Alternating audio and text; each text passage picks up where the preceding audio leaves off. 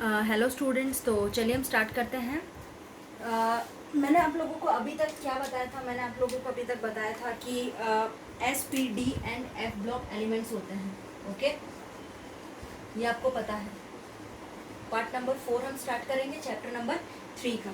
Right, तो देखो, सबसे पहले मैंने आपको बताया था कि इसमें 4 ब्लॉक्स होते हैं, S P D and F type के। आ रहा है समझ में, है ना? अब ये 4 ब्लॉक्स जो होते हैं, जिसके बारे में मैंने पढ़ाया है आप लोगों को, उसमें सबसे पहले एस ब्लॉक एलिमेंट्स की थोड़ी डिटेल में बात कर लेते हैं, क्योंकि चारों में से सारे ब्लॉक एलिमेंट आते हैं। तो एस ब्लॉक एलिमेंट की बात करते हैं। ओके, चलिए, तो एस ब्लॉक एलिमेंट में आपको क्या करना है, जरा ध्यान देना। एस ब्लॉक एलिमेंट के अंदर दी एलिमेंट्स ऑफ द ग्रुप 1, यानी कि मैंने आपको बताया कि सबसे पहले ग्रुप के जो एलिमेंट्स होते हैं ना, उसको हम अल्कली मेटल्स बोलते हैं। और ग्रुप 2 वाले जो एलिमेंट्स होते हैं ना, देखो, ग्रुप 1 के जो होते हैं ना बेटा, उसको हम बोलते हैं अल्कली मेटल्स। आ रहा है समझ में? पहले वाले ग्रुप के एलिमेंट्स को क्या बोलते हैं बेटा? अल्कली मेटल्स बोलते हैं। और ग्रुप नंबर 2 वाले जो होते हैं, उनको हम क्या बोलते हैं बेटा? उनको हम बोलते हैं अल्कलाइन अर्थ मेटल्स। इसको अल्कली मेटल बोलते हैं और इसको क्या बोलते हैं? Alkaline earth metals. आया समझ में? ठीक है, ये आपको ध्यान रखना है। तो ये 2 ग्रुप्स के नाम आप ध्यान रखो। पहला वाले ग्रुप है तो उनको हम क्या बोलेंगे? Alkali metals. दूसरे वाले ग्रुप एलिमेंट्स को हम क्या बोलते हैं बेटा? अल्कलाइन अर्थ मेटल्स कहते हैं। राइट, अब जिनका हमें पता है कि विच हैव NS1, इनका क्या होता है configuration? NS1 and NS2 outer most electronic configuration होता है। तो देखो, इसका अगर बात करूँ तो क्या होता है? NS1 होता है। अगर इसकी बात करूँ तो बेटा क्या होता है? NS2। NS1 और NS2 इस टाइप में क्या होता है कि मेटलिक कॉन्फ़िगरेशन, इलेक्ट्रॉनिक कॉन्फ़िगरेशन होता है ना? Belong to S block elements. ये दोनों एस ब्लॉक एलिमेंट से बिलोंग करते हैं। ओके, अब इनमें क्या होते हैं? They are all reactive metals होते हैं विथ लो आयनाइजेशन एंथैल्पी। सारे के सारे रिएक्टिव मेटल्स होते हैं। आयनाइजेशन एंथैल्पी जो होती है उनकी लो होती है। सो ये क्या करते हैं? लूज करते हैं आउटर मोस्ट इलेक्ट्रॉन को readily to form the +1 ion. ये आउटर मोस्ट क्या करेंगे? एक एक लूज करते जाएंगे। The outermost, they lose the outermost electron, है ना? आउटर मोस्ट इलेक्ट्रॉन लूज करेंगे। कितने लूज करेंगे, है ना? To form the +1 ion. +1 ion यानी कि आपको पता है पॉजिटिव आयन कब फॉर्म करेंगे? जब वो इलेक्ट्रॉन लूज करेंगे। तो +1 आयन को फॉर्म करने के लिए वो एक इलेक्ट्रॉन लूज करेगा। In the case of alkali metal, बराबर है? ये वाला जो होगा ना, वो किस में होगा बेटा? अल्कली मेटल के केस में होगा। राइट, लेकिन अगर मैं बात करूं कि +2 में आयन में, अगर मान लो इसको +2 आयन फॉर्मेशन करना है तो उसको दो लूज करने पड़ेंगे, है ना? In case of what? Alkali earth metal.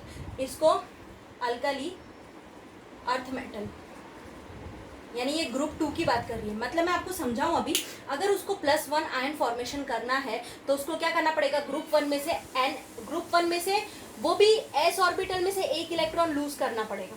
लेकिन अगर उसको +2 आयन का फॉर्मेशन करना है तो ग्रुप नंबर 2 में से s में से 2 इलेक्ट्रॉन को लूज करना पड़ेगा। तब इसमें से +1 ग्रुप 1 के लिए अल्कली मेटल में से और +2 ग्रुप 2 के लिए अल्कली अर्थ मेटल की बात की गई है। आया समझ में? क्लियर हो रहा है? अब ध्यान रखो आप लोग कि the metallic character and the reactivity increase as we go down the group. अब एक चीज ध्यान रखना, मेटेलिक कैरेक्टर, मेटल की जो, मतलब ये सारे जो मेटल्स हैं हमारे, ये सारे मेटल्स हैं, जैसे क्या होता है? Hydrogen, helium, lithium, beryllium, boron, ये सारे क्या होते हैं? इनकी मेटेलिक कैरेक्टरिस्टिक होती है। Metallic character and the reactivity धीरे धीरे बढ़ती जाती है as we go down the group. आपने देखा होगा, हम डाउन जाते हैं ना, ऐसे इस टाइप में हम डाउन जाते हैं ना, हाइड्रोजन, हीलियम, लिथियम, इस टाइप में, है ना? ये मान लो, अगर मान लो मेरा ये 1 ग्रुप है, ये मेरा 2 ग्रुप है, तो आप ऐसे जाओगे ना, है ना? इस टाइप में, है ना? तो आपको देखने को मिलेगा कि, है ना, मेटेलिक कैरेक्टर जो है और उसकी जो रिएक्टिविटी है बेटा, एंड रिएक्टिविटी जो है ना, वो आपको इंक्रीज देखने को मिलेगी। कैसी देखने को मिलेगी? बढ़ेगी as we go down the group. आप जैसे ही ग्रुप में डाउन जाओगे ना, इस स्टेप में, तब। आया समझ में? इतनी बात क्लियर हो गई, है ना? तो the metallic character and the reactivity increase as we go down the group because of the high reactivity. अब इनकी रिएक्टिविटी इतनी ज्यादा हाई होती है, रिएक्ट करने की ताकत इतनी हाई होती है, तो they are never found pure in nature. इस वजह से अगर इनकी रिएक्टिविटी बहुत ज्यादा हाई होती है तो वो नेचर में इजीली फाउंड आपको नहीं मिलेंगे। आया समझ में? Because of high reactivity they are never found pure in nature. आपको नेचर में प्योर नहीं मिलेंगे, ये ध्यान रख लेना। अब ये देख कंपाउंड्स, अब यहाँ पे ये बोला है कि द कंपाउंड्स जो एस ब्लॉक एलिमेंट्स के होते हैं, इनमें with the exception of those, इसमें कौन कौन से एक्सेप्शन केस होते हैं एस ब्लॉक के अंदर, lithium and beryllium are predominantly ionic होते हैं। तो आपको ध्यान रखना है लिथियम एंड बेरिलियम, यानी कि आपके पास लिथियम है और आपके पास क्या हो गया, बेरिलियम है, ये आपको इसमें ध्यान दे देना है। ओके, तो चलिए, तो ये आपका लिथियम और बेरिलियम दो टाइप के कंपाउंड्स हैं, ये आपके प्रीडोमिनेंटली इस टाइप में आपके एक्सेप्शनल केस में आ जाते हैं। ये था आपका एस ब्लॉक एलिमेंट। अब हम बात कर लेते हैं, आपके पास जो आने वाला है वो आपका है P block, yes P block element आएगा, पी ब्लॉक एलिमेंट्स। चलिए, तो पी ब्लॉक एलिमेंट्स कौन कौन से होते हैं उनके बारे में थोड़ा हम डिस्कस कर लेते हैं। आ रहा है समझ में? तो पी ब्लॉक एलिमेंट्स में आप लोग को पहले ध्यान रखना है कि P block element comprise those belonging to the group 13 to 18। आपको पता है कि पी ब्लॉक में कौन कौन से एलिमेंट्स आते हैं बेटा, जिनमें कि ग्रुप कौन से बिलोंग करते हैं, तो उसमें पी ब्लॉक एलिमेंट में ग्रुप 13 to 18 वाले एलिमेंट्स बिलोंग करते हैं। चलिए, तो ये आपको पता है। उसके बाद जो नेक्स्ट है वो हमें पता है कि they are together with the S block element they are representative elements और द मेन ग्रुप एलिमेंट्स। ये एक्चुअल में पी ब्लॉक एलिमेंट एकदम बीचों बीच होते हैं पीरियोडिक टेबल के, जो कि ग्रुप 13 to 18 तक में पी ब्लॉक एलिमेंट बिलोंग करते हैं। इस वजह से उनको क्या बोला गया है कि मेन ग्रुप एलिमेंट्स कहलाते हैं। इनका जो आउटर मोस्ट इलेक्ट्रॉनिक कॉन्फिगरेशन होता है ना, वो क्या होता है बेटा, इनका जो इलेक्ट्रॉनिक कॉन्फिगरेशन होता है वो स्टार्ट होता है that is what NS2 NP1 to NS2 NP6। P block elements है ना, तो आपको पता है इसमें एस तो आ ही चुका है, पहला वाला एस आ चुका है, उसके बाद पी आता है, पी ब्लॉक एलिमेंट है तो P1 to मैक्सिमम कितना जाएगा, P6 तक। आया समझ में, है ना। और एस के तो यहाँ पे 2 आते हैं, तो NS2 NP1 से NS2 NP6 तक इसका इलेक्ट्रॉनिक कॉन्फिगरेशन पी ब्लॉक का चला जाता है। ये आपको ध्यान रख लेना है, यहाँ तक कोई प्रॉब्लम नहीं होगी। ओके, डाउट हो तो पूछ लेना हर एक पीरियड का। Eight the end of each period is a noble gas element. आपको देखने को मिलेगा इन सभी के ग्रुप के एंड में आपको एक नोबल गैस कॉन्फिगरेशन का एक एलिमेंट आपको देखने को मिलेगा। At the end of each period a noble gas element with a closed valence shell, जिसका है ना एकदम नोबल गैस का क्या होता है, एकदम फुलफिल होता है, that is what NS2 NP6। Noble gas का है ना इलेक्ट्रॉनिक कॉन्फिगरेशन आपको अटेंड ही दिखेगा, पूरी तरह से फिल दिखेगा, कंप्लीटली फिल्ड दिखेगा। आया समझ में, है ना, पूरा फिल्ड इसका इलेक्ट्रॉनिक कॉन्फिगरेशन आपको देखने को मिलेगा। अब जितने भी ऑर्बिटल होते हैं वैलेंस शेल के अंदर, देखो all the orbital in the valence shell of the noble gases are completely filled by the electrons. जितने भी नोबल गैसेस के होते हैं वो कंप्लीटली फिल्ड होते हैं, है ना। And it's very difficult to alter this stable arrangement. हम इसको है ना ऑल्टर नहीं कर सकते, मतलब बदल भी नहीं सकते। आया समझ में, है ना। अब ये जो स्टेबल अरेंजमेंट है उसमें हम कोई छेड़छाड़ी नहीं करेंगे, कुछ भी नहीं करेंगे बाय द एडिशन और रिमूवल ऑफ इलेक्ट्रॉन। ना ही इसमें हम नोबल गैस में ऐड कर सकते हैं, ना ही नोबल गैस में हम रिमूव कर सकते हैं इलेक्ट्रॉन। ये स्टेबल कॉन्फिगरेशन अटेंड कर चुका है, इस वजह से इसको एक अलग ही पीरियोडिक टेबल में that is the group number 18 में नोबल गैस को रखा गया है। तो ये ध्यान रखना, इसमें आप नोबल गैस में कोई छेड़छाड़ नहीं कर सकते हो, कुछ नहीं चेंज कर सकते हो। आया समझ में, क्योंकि वो ऑलरेडी स्टेबल है। अब ध्यान तो जरा कि the noble gas does exhibit very low chemical reactivity. आपको पता है कि नोबल गैस स्टेबल है तो इनकी रिएक्ट करने की ज्यादा कैपेबिलिटी होती है नहीं, तो इनकी जो होती है वो कैसी होती है बेटा, लो रिएक्टिविटी होती है, ये इतना ज्यादा रिएक्ट नहीं करेगा। आया समझ में, इस वजह से इनको हम क्या बोलते हैं, इनर्ट बोलते हैं। आ गया समझ में, क्लियर। तो ये था आपका नोबल गैस कॉन्फिगरेशन का।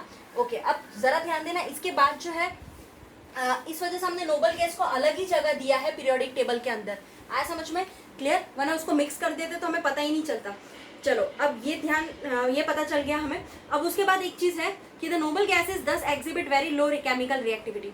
Okay, preceding the noble gases family there are 2 chemically important group of non metals. आपको देखने को मिलेगा, आप नोबल गैस से पहले आप देखोगे तो आपको है ना 2 केमिकली इंपॉर्टेंट ग्रुप देखने को मिलेंगे जो कि नॉन मेटल्स के ग्रुप होते हैं, है ना। That is the what they are halogens, group number 17 होते हैं, एंड दी हैलोजेंस जिसको हम ग्रुप नंबर 17 बोलते हैं, एंड दी चैल्कोजेंस, क्या बोलते हैं इसको, चाल्कोजेंस बोलते हैं, जो कि ग्रुप नंबर 16 होते हैं।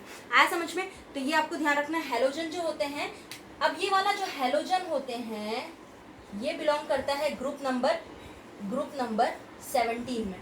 ओके, फिर एक होता है चैल्कोजेंस, ये बिलोंग करता है आपका ग्रुप नंबर 16, यानी कि ये नोबल गैस से जस्ट 2 पहले वाले ग्रुप्स हैं।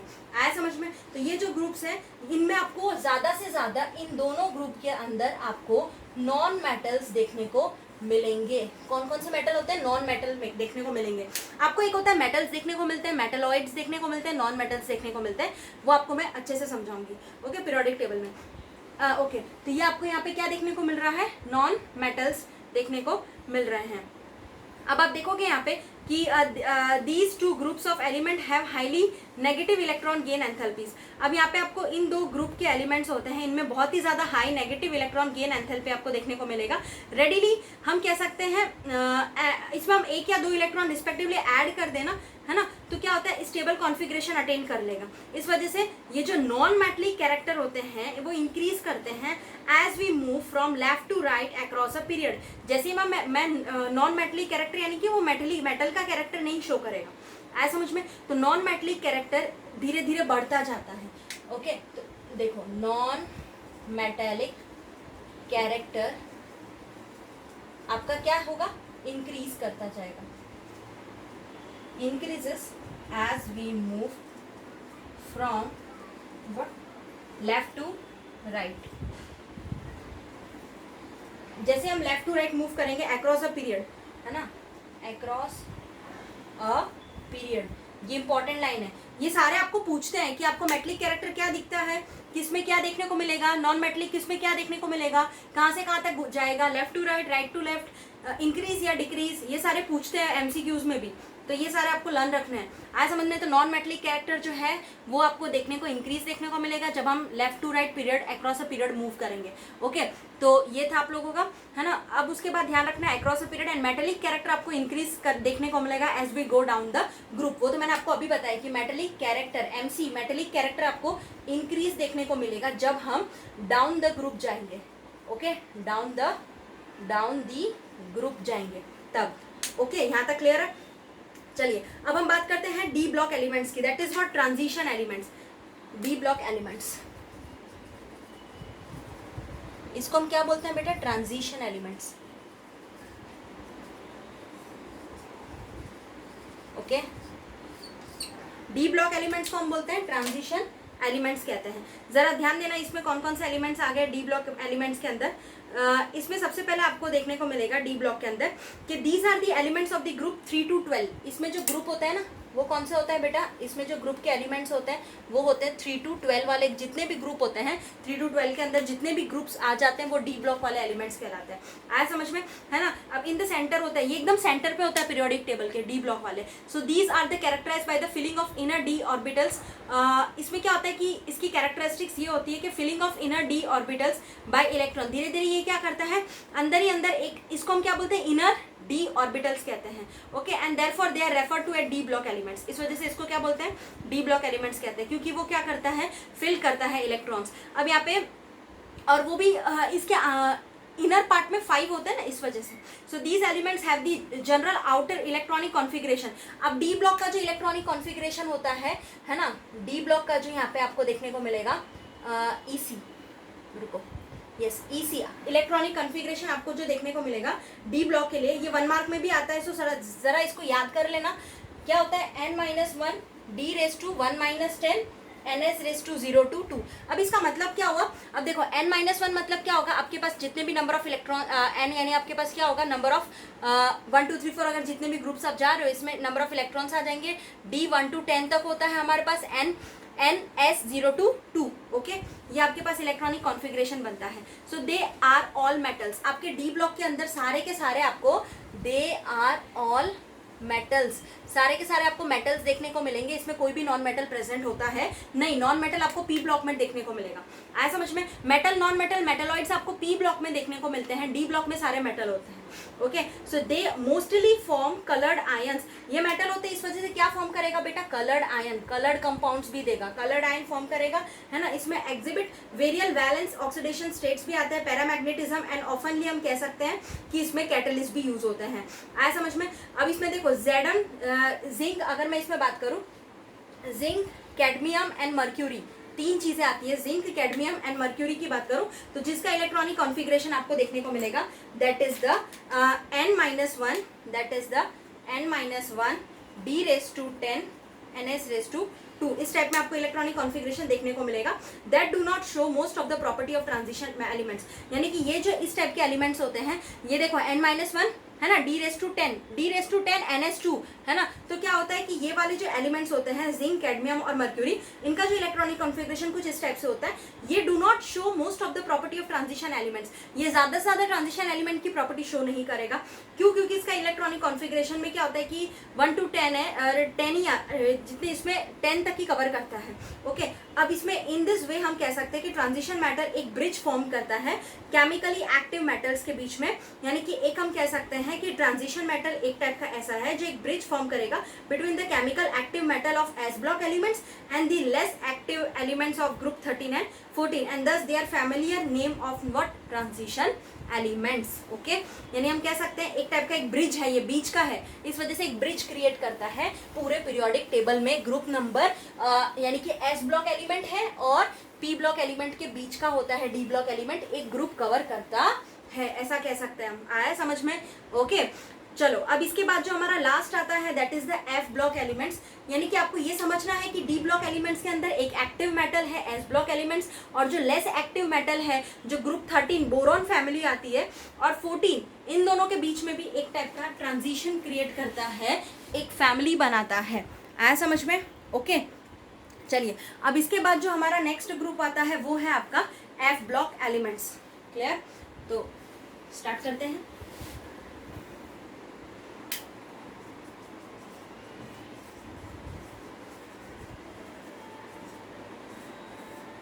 ओके, अब इसमें आपको क्या करना है, एफ ब्लॉक एलिमेंट्स के अंदर, जिसको हम इनर ब्लॉक एलिमेंट्स या इनर ट्रांजिशन एलिमेंट्स भी कहते हैं, ओके ना, है ना, तो एफ ब्लॉक एलिमेंट्स में हम क्या कहते हैं इसको बेटा, इनर ट्रांजिशन एलिमेंट्स भी कहते हैं, inner transition elements. Okay, yes,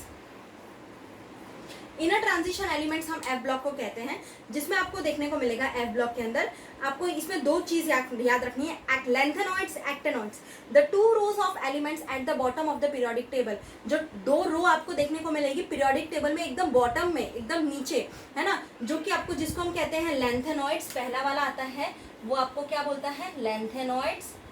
okay, है ना, दूसरा जो आता है उसको हम क्या बोलते हैं बेटा, एक्टिनॉइड्स। ये आपको दो है वो एफ ब्लॉक में ही देखने को मिलेगा। लैंथेनॉइड्स का मतलब वो आपका स्टार्ट होता है सीरियम, सीई, जिसका जेड होता है बेटा 58। ओके, ऐसा समझ में, है ना, इससे ये ल्यूटिटियम तक चालू, ल्यूटिटियम जिसका जेड होता है आपका 71, है ना, यहाँ तक बेटा ये आपका आ जाता है ना, यानी आप समझ लो सीरियम से चालू होता है और ल्यूटिटियम पे खत्म होता है, वो आपका लैंथेनॉइड सीरीज होता है। एक्टिनॉइड का आपको पता है कि ये जो चालू होता है थोरियम से चालू होता है, that is the radio active element है, थोरियम से चालू होता है, जिसमें आपका Z आ गया दैट इज 90, और फिर आपके पास LR तक जाता है जिसमें Z आता है 103, तो ये आपका कवर हो जाता है आपका एक्टिनॉइड सीरीज। आया समझ में? ये दो सीरीज आपको लर्न रखनी है। Okay, that are characterised by, इनका आउटर मोस्ट इलेक्ट्रॉनिक कॉन्फ़िगरेशन जो होता है इसके लिए, उसमें आपका इलेक्ट्रॉनिक कॉन्फ़िगरेशन हो जाएगा that is the n-2 F 1 to 14, इसमें 1 to 14 होते हैं, इस वजह से 1 to 14। इसके बाद आप लिखोगे that is the n-1 d⁻0 to 1 ns2। Clear? ये आपका इलेक्ट्रॉनिक कॉन्फ़िगरेशन होता है किसका, ये हो जाता है आपका एफ ब्लॉक एलिमेंट्स का। Clear? n-2 F⁻1 to 14 n-1 d⁻0 to 1 ns2, इस टाइप में इलेक्ट्रॉनिक कॉन्फ़िगरेशन होता है जो आपको लर्न रखना है। The last electron added to each element is filled in F orbital. क्या करते हैं हम, सारे के सारे लास्ट इलेक्ट्रॉन ऐड कर देते हैं एलिमेंट्स के अलग अलग, और एफ ऑर्बिटल को फिल्ड करने के लिए। सो द दो सीरीज जो एलिमेंट्स की बनती है इसको हम इनर ट्रांजिशन सीरीज और एफ ब्लॉक एलिमेंट कहते हैं। ओके, अब ये सारे मेटल्स ही होते हैं, इनमें सारे के सारे क्या होते हैं, they all are metals, they all are metals. Okay, ये ध्यान रखना है, ये सारे के सारे इसमें जनरली मेटल्स ही आ जाते हैं।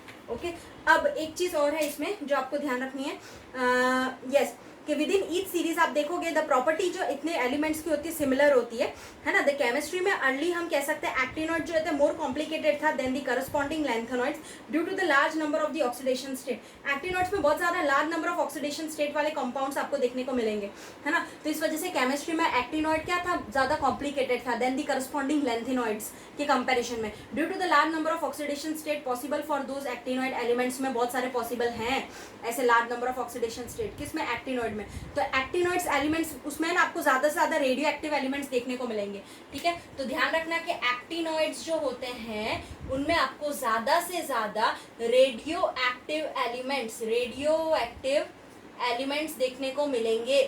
दैट मीन्स थोरियम है, पोलोनियम है, फिर यूरेनियम है, ये सारी चीजें आपको रेडियो एक्टिव एलिमेंट्स आपको एक्टिनॉइड सीरीज में ज्यादा देखने को मिलेंगे। ओके, many of the actinoid element have been made only in the nanograms quantity और लेस और even less by nuclear reaction and their chemistry is not fully studied. इतना ज्यादा नहीं बोला है। सो ये एलिमेंट्स आफ्टर यूरेनियम आ गया ना इसके बाद की, तो these element after uranium are called the transuranium elements. तो इस टाइप से यूरेनियम आने के बाद इसको बोल दिया ट्रांस यूरेनियम एलिमेंट। चलिए अब हम प्रॉब्लम नंबर 3.3 जरा देख लेते हैं, जो क्या कहना चाहता है प्रॉब्लम 3.3 के। एक ध्यान रखना, transuranium, okay, transuranium element जो कि आफ्टर आया था। यस, अब इसके बाद आपको प्रॉब्लम 3.3 जरा देखना क्या बोलता है। प्रॉब्लम 3.3 में आपको बोला गया है कि द एलिमेंट जिसका Z आपके पास 117 है एंड 120 है, have not been yet discovered. अभी तक वो डिस्कवर्ड नहीं हुआ है। देखो Z आपके पास 117 है एंड 120 है, अभी तक उसका डिस्कवरी नहीं हुई है। तो क्या बोला है, इन विच फैमिली और group would you place these element and also give the electronic configuration. आप किस पे प्लेस करना चाहोगे और इसका इलेक्ट्रॉनिक कॉन्फिगरेशन क्या देना चाहोगे। तो अगर हम फिगर 3.2 पे हम देखें तो Z हमारा पास 117 है, it would be belong to what, halogen family. तो Z जो 117 है, आप जरा इसमें फिगर 3.2 देखना, 3.2 देखना, आपको पता चल जाएगा। फिगर 3.2 देखना तो उसमें आपको क्लियर हो जाएगा। नहीं समझ में आया तो मुझसे पूछ लेना, क्योंकि इसमें इजीली आपको पता चल जाएगा कि Z जो है 117 है, यानी दैट मीन्स वो हेलोजन फैमिली से बिलोंग करेगा। हेलोजन, ओके, यानी कि आपके पास halogen, hydrogen, sorry, chlorine, bromine, fluorine, iodine, है ना, ये सारे हेलोजन फैमिली होती है। तो 117 यानी ग्रुप नंबर 17 से बिलोंग करेगा। तो हेलोजन हमारे पास कौन सा होता है बेटा, ग्रुप नंबर होता है 17, ओके, उससे बिलोंग करेगा। फिर उसके बाद हमारे पास एंड द इलेक्ट्रॉनिक कॉन्फिगरेशन हम जानते हैं वुड बी व्हाट, किसके लिए आएगा, Rn, यानी हमें पता है कि 5f14 6d10 7s2 and 7p5, ये आपका इलेक्ट्रॉनिक कॉन्फिगरेशन हो जाएगा। 5f14 6d10 7s2 7p5। तो इस टाइप में, और जो एलिमेंट Z 120 है ना, और ये जो 120 वाला एलिमेंट है वो आपका हो जाएगा, उसको हम ग्रुप नंबर 2 में रखेंगे। किस में रखेंगे, ग्रुप 2 में रखेंगे, अल्कलाइन अर्थ मेटल में, है ना, alkaline earth metal, AEM, alkaline earth metal में रख देंगे, है ना। And will have electronic configuration, जिसको हम बोलते हैं, इसका जो इलेक्ट्रॉनिक कॉन्फिगरेशन हो जाएगा वो हो जाएगा आपका UO, that is 8s2, okay. तो आप लोगों को UO इसमें कोई भी डाउट हो फिगर 3.2 में जरा आप देख लेना, कोई भी डाउट हो तो आप मुझसे पूछ सकते हो। इस वीडियो रिलेटेड आपको कोई भी ग्रुप समझ में ना आया हो तो भी आप मुझसे पूछ लेना, okay. Thank you so much students.